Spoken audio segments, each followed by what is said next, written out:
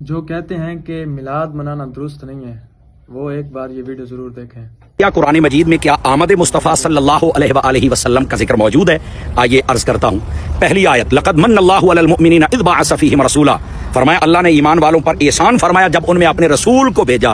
تو یہ اللہ کا بھیجنا اور رسول کا آنا، یہی تو میلاد ہے، یہی تو آمد ہے، یہی تو جلوہ گری ہے، اور اللہ فرماتا ہے یہ میرا احسان ہے اور اس پر اللہ کا شکر ادا کرنا بنتا ہے۔ دوسری آیت، قد جاءکم من اللہ نور و کتاب مبین، فرمایا تحقیق بے شک تمہاری طرف ایک نور مبین اور ایک کتاب۔ اس نور مبین میں تفسیر جلالین سمیت باقی سب تفسیروں کو پڑھ لو، اس سے مراد نبی پاک کی ذات اقدس ہے۔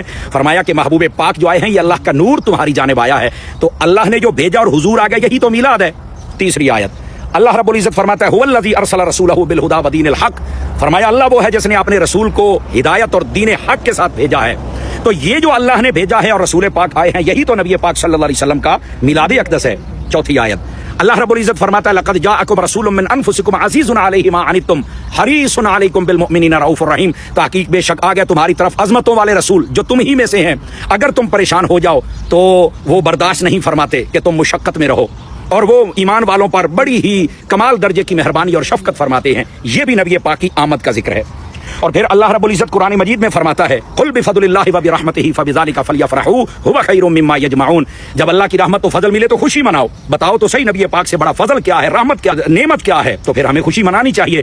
اور اس پر اور بہت ساری آیتیں ہیں لیکن آخری پڑھتا ہوں۔ اللہ رب العزت نے فرمایا وما ارسلناک الا رحمۃ للعالمین، اے محبوب ہم نے آپ کو سارے جہانوں کے لیے رحمت بنا کے بھیجا۔ یہ تفسیری ترجمہ کیا ہے، یہ جو اللہ نے بھیجا اور رسول آ گئے، یہی تو آمد مصطفیٰ ہے۔ تو قرآن میں آمد کا ذکر ہے، اسی کو اگر بیان کر دیا جائے تو یہی میلاد کہلاتا ہے۔